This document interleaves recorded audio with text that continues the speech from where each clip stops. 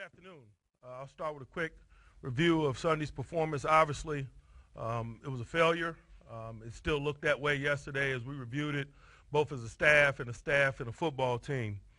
Very rarely do you lose a game and just be able to so clearly point to a few areas of failure being the reason why you lost. And I think that we could do that with this performance. Obviously, the way we turned the ball over and the way we're highly penalized offensively were two critical errors that led to the performance. I mentioned very rarely, but very rarely are there such extreme failures in those areas. We turned the ball over 8 times. We're highly penalized offensively. It quelled any drives that we got started. It created negative field position. We talked, quite frankly, all week about being backup quarterback friendly. Those two things, and particularly in combination, are not very backup quarterback friendly. So that being said, obviously, you're not going to have a positive performance. We did not. We looked at it yesterday. We of course, accept responsibility for that. I chiefly accept responsibility for the lack of ball security.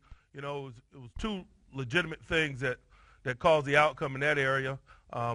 Quality play by the Cleveland Browns, physical play by the Cleveland Browns, and really kind of poor ball security and lapses in ball security or ball mechanics by us.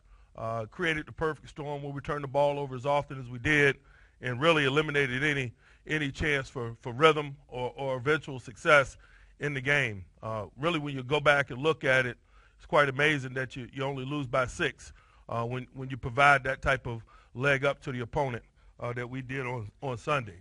But we'll be prepared to move on. Obviously, we'll get back to some fundamental things, some things that are us-oriented, because that's what's utmost important as we move forward, that we do a better job of complementing our strengths and minimizing our weaknesses and not beating ourselves.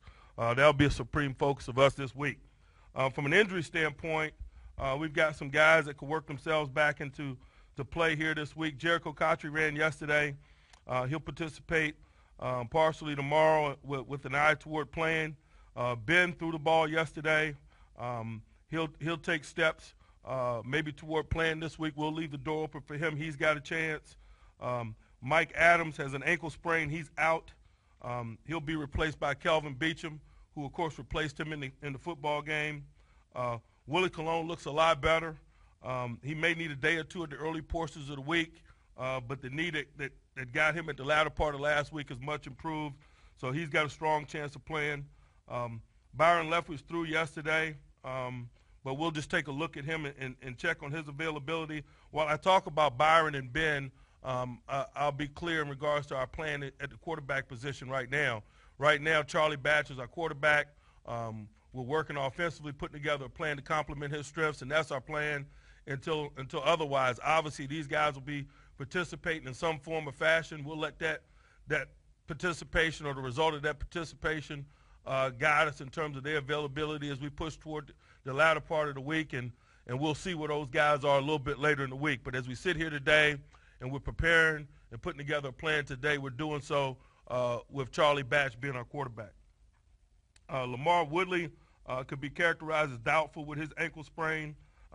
If he's unable to play, of course, he'll be replaced by Jason Worrells, who did a solid job in relief for him in the last game and has done a solid job all year in relief of both him and James Harrison. Antonio Brown is going to practice tomorrow and be scheduled to play. Troy's going to practice tomorrow with a possibility toward playing. We're encouraged by his status as well. So we're looking to get some guys back potentially, but we're not going to hold a breath in that regard. We're going to continue to focus on readying the guys that are healthy and holding those guys to the standard that we're accustomed to, which, of course, is winning football. It's important that we get back on that side of the ledger. This is a big football game, a division football game, of course, versus our division leader.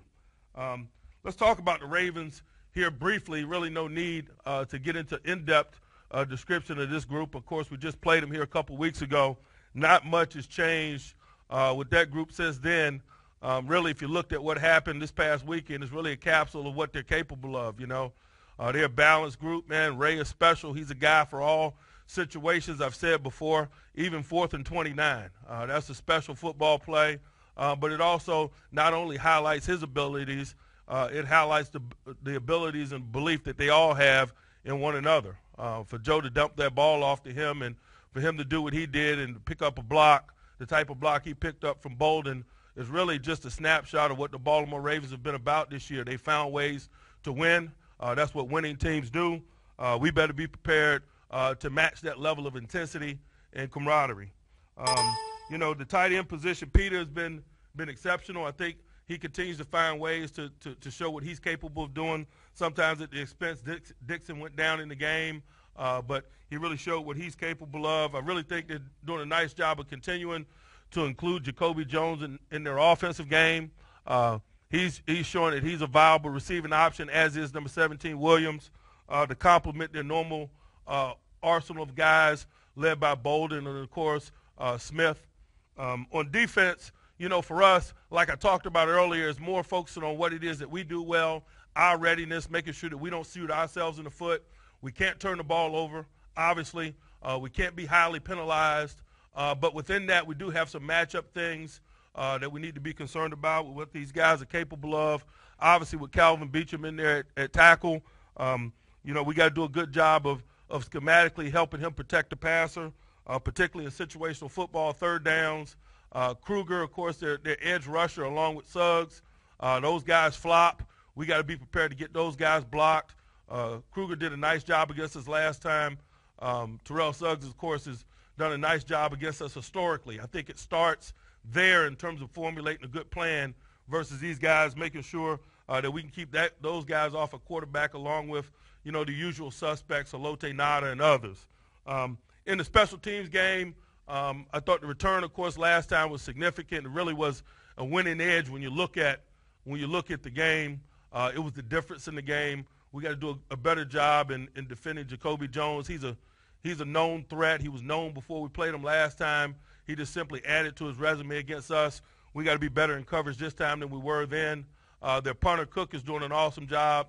47 yards per in gross and I think 40-point net. So they do a nice job of flipping the field position when they're not successful offensively. Hopefully that provides an opportunity for us to get our return game going. But largely for us, it's about focusing on what it is that we do, playing to our strengths, minimizing our weaknesses, and, of course, stop doing the things that have shot us in the foot of late, namely the turnovers and the untimely offensive penalties. I'll be happy to address any questions that you might have. Mike, I know that Charlie Batch is your quarterback right now. What did you learn yesterday from Ben throwing and about his status, and what would it take for Ben to be able to play on Sunday? I didn't really learn much. I didn't view the throwing myself. I was just informed that he threw, and it was a step in the right direction, and we'll continue with those steps as we proceed throughout the week, and we'll let the results of that work lead us into the direction that we could potentially go. Mike, have you decided on who the starting running back will be and how you will handle the rotation this week?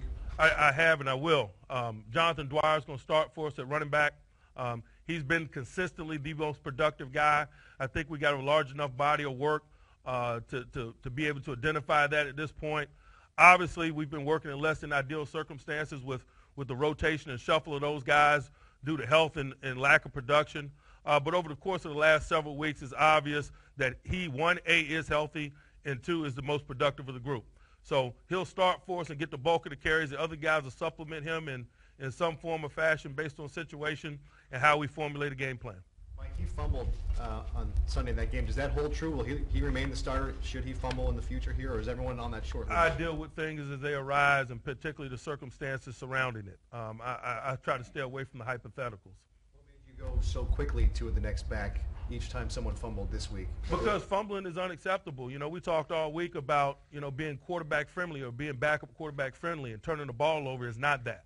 And we made that very clear even prior to kickoff. So that's why we did what it is we did last week. Has no bearing on how we might conduct ourselves this week. Mike, the personnel moves you made yesterday, is DeCastro that ready?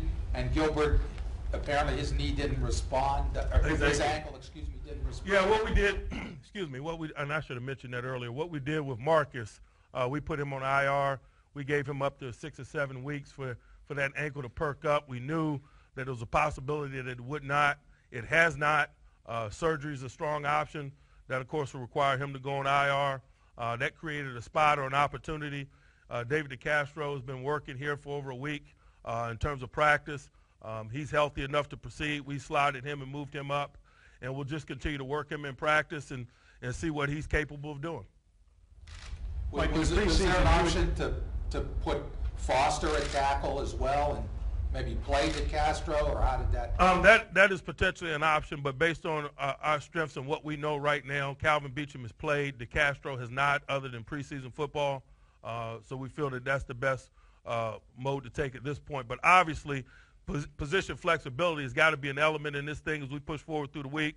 Obviously, with Mike Adams being down, Ramon is going to have to be tackle capable. He could be the third tackle as I sit here right now. But that's just normal football for us. We value position flexibility. We acknowledge that guys are going to have to show multiple skills in order for us to be the type of team that we desire to be. Mike, he seemed to function better in the no huddle. Was that something, he seemed like he was a little bit more consistent. So would you guys go to no huddle more just to kind of keep him sharper? That's a possibility, but not based on anything that we've seen on tape or anything that's transpired. It's just that we've worked it, and it's part of what we do. Mike, can you talk about Mike Wallace's performance and whether his role will change moving forward? Mike was frustrated on Sunday, and rightfully so. He's not producing in the manner in which he'd like to or we'd like him to. It's a function of a lot of things. He's just going to be committed to continuing to work, and we're committed to that as well. Are any of those things effort? Have you seen anything less than 100% effort from him? No. Mike, you have two guys listed, Sanders and Wallace at the one wide receiver. What will determine who starts there? Situationals. Mike, I'm sorry, Ben, you've coached Ben for a number of years, and you know that if there's any way that he thinks he can play, he's going to say he can play. I asked you a similar question last week. What have you learned about him and what he tells you before a game and how he may actually be feeling? Just like I told you last week, I've got relationships with these guys, so it's more than just about what comes out of their mouth, but it's also how they say it and about what it is that we see. And what it is that we see being probably the chief element in terms of decision-making. He's not going to be allowed to play unless he shows us that he's capable. How is Hoyer picking up the playbook, and is he still in a situation where he is only to play an emergency, or is he gotten to the point where if you feel the need to try for better play, would you put him in? He's doing a nice job of picking it up, and right now I guess he could be described as an emergency guy. Just not enough exposure. Hopefully that changes over the course of this week, and I think that is a possibility. Like you said after the game that Charlie's performance wasn't good enough. What have you seen from him that leads you to believe that he still has that in him? Just his body of work, not only that singular performance, but just his body of work, not only through this season on the practice field and training camp and in preseason settings, but what he's done since he's been here. He's a capable veteran guy, one that the guys believe in, one that we know is capable of providing a winning-type performance for us. That didn't occur on Sunday, but he wasn't alone. Mike, I know when you say you accept responsibility for the ball security, how and why? Because it was poor in some instances fundamentally. Carrying the ball on the inside arm on a couple of instances, not double arm wrapping the ball when we're backed up. Situational rules that we live by. Evidently, they're not being relayed strongly enough because it's not getting done, and we put the ball on the ground. And ultimately, coaches are responsible for those things, and obviously, I don't run away from those responsibilities. Mike Beachum had that kind of a tough call go against him when he came into the game right away, but how did he adjust after that? I thought he represented himself very well. Mike, fumbling's always unacceptable, but are there certain, from a coaching standpoint, are there certain circumstances where a fumble is understandable, if not acceptable? There's certain circumstances that are more understandable. I don't say that any turnovers are readily embraced by competitors or coaches. Coach, what did you see from Plaxico, and moving forward, how will he be used? I thought he provided a shot in the arm, particularly there at the end of the first half for us. We targeted the red area as a place to utilize him and a place to begin teaching him what it is that we do and fitting him into what it is that we do. We'll continue with that process this week, and obviously there's a chance his role could expand outside of that area as well, and should. Is Rainey 100% after the fumble? Looks like he twisted up his leg. He is. He was just seeking comfort.